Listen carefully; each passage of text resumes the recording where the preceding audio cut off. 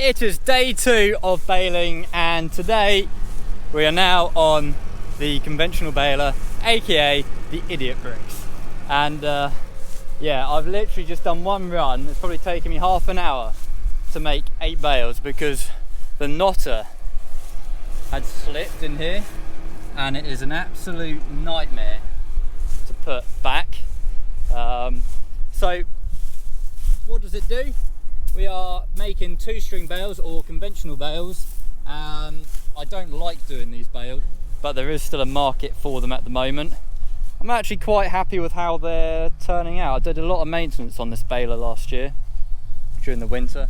Probably pulling a little bit too tight this side, slightly bananaing, although that was the second bale, but these two look pretty much spot on.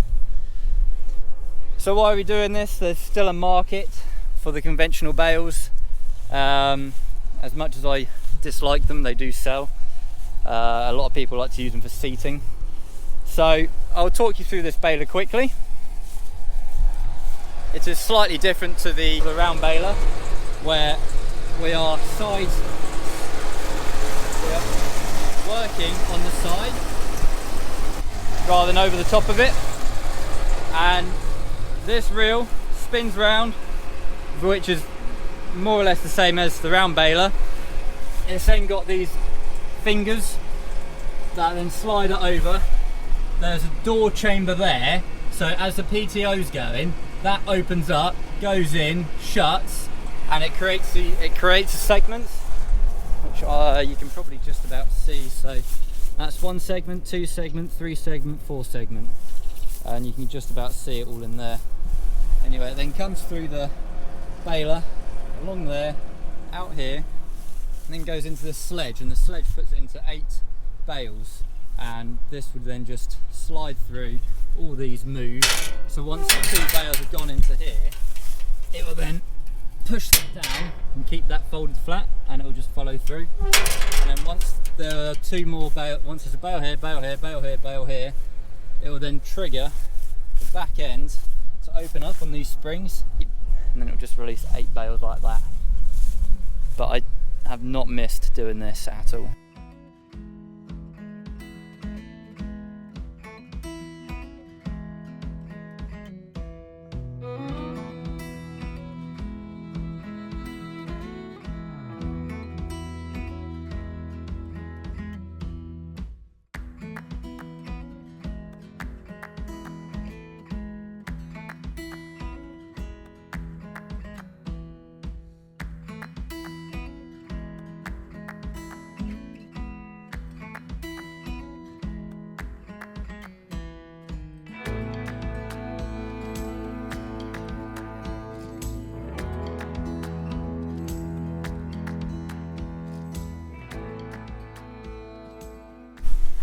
So I'm pretty happy with these bales, but I've just seen from the drone, it's quite handy having that up in the sky.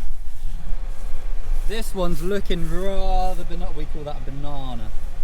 So it's just throwing it out a bit too tight, or a bit too loose on one side. Now, to adjust this, it's a very technical process where we unwrap the baler twine, take that off. We've got a little knob here that will tension the bale. Now I need to remember what way to do this. We'll just do 2 turns with that, and then what we do, put the baler twine back on, wrap it round, and poke it back through. The reason why we have the baler twine on here is because sometimes the vibrations move these about. So what I've done is tightened this side, because it's ever so slightly, even on the face you can kind of see it's a little bit thrown out. But I've got another 3 runs left in this field, and then we'll move on to the next one, but I think we'll leave it there. I will take you through the cab and see what we can see from the cab, but other than that, this is baling. I do enjoy it when it goes well. When it doesn't go well, it's an arse. So in the cab, what are we doing? Well, we don't have a baler box this time because it is all literally done mechanically. We open up the window.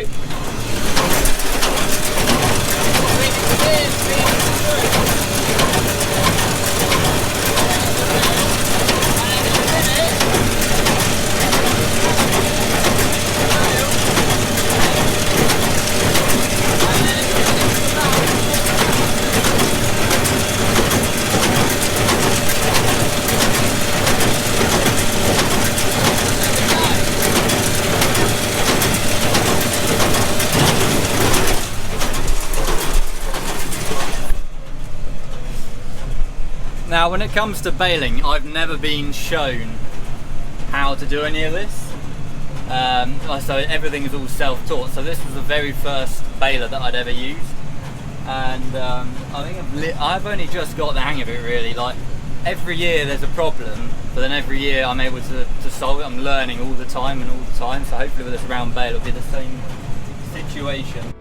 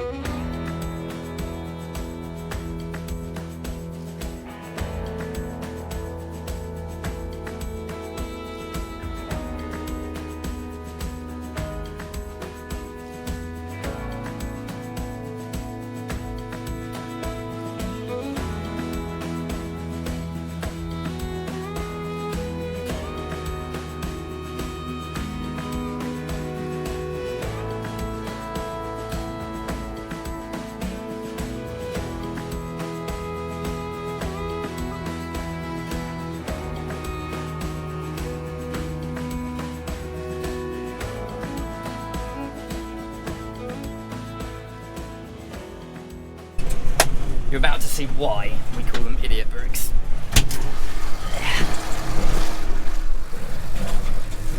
Because it is very rare that you can do more than one line without something going wrong. So sometimes that does happen.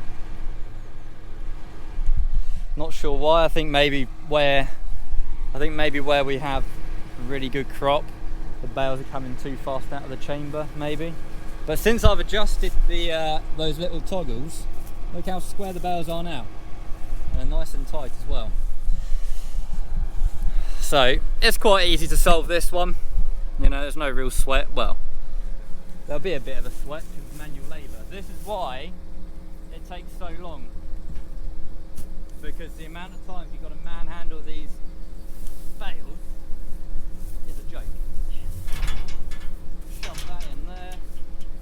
Because then this bale will go through and then it will shut this off, allowing the next bales to go into the middle.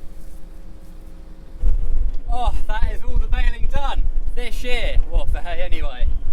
I'm not sure if we're going to do any straw yet, but now it's just a case of getting all these bales into the barn so they're nice and dry, stay nice and dry, because I think next week we've got a bit of a wet week.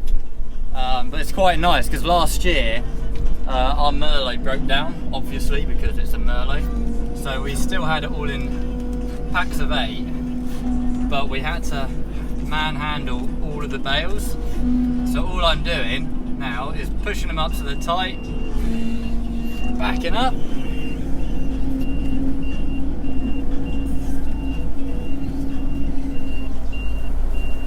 line myself up with that same pack, and then I just got to line up the spikes. As you see, they move in between the baler twine.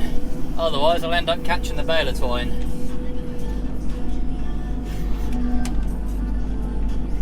Quite difficult one-handed, and we pop that down, press it down,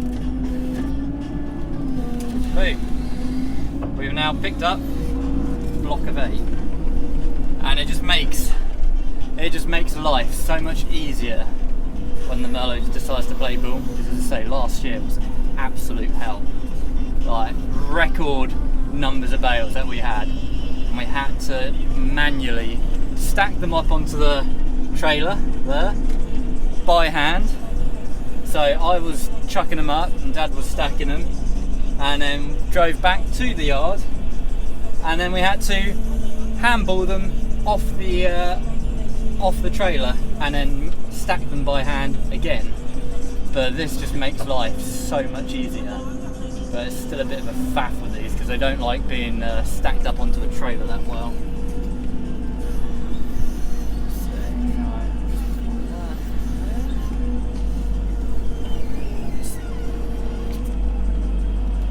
Put them in, release it, back up, there we go.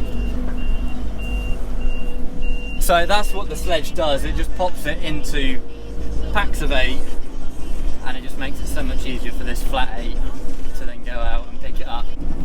Getting some sick content of the round bales. They are going on, and they are so much easier to handle than those conventionals. So much easier.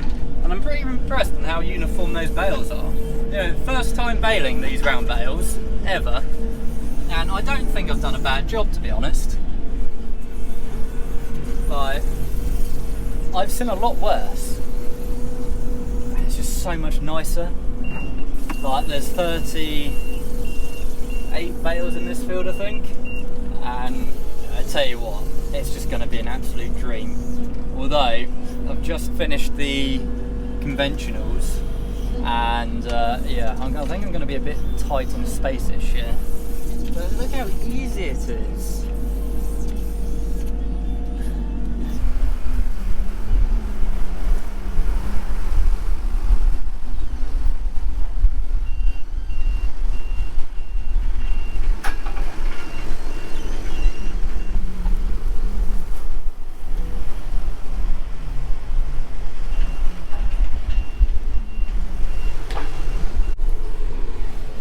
There we go, the first trailer of round bales, and I think this might need a bit of air when I get back to the yard.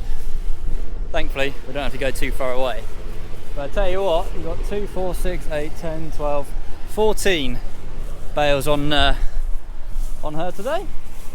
So 14 would be what, another 3 loads out here. Yeah, about probably another 3 loads out here. But yeah, they just fit on the trailer so much nicer. So much nicer. I mean, look at that.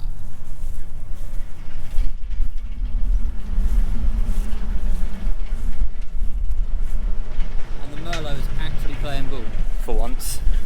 It's good.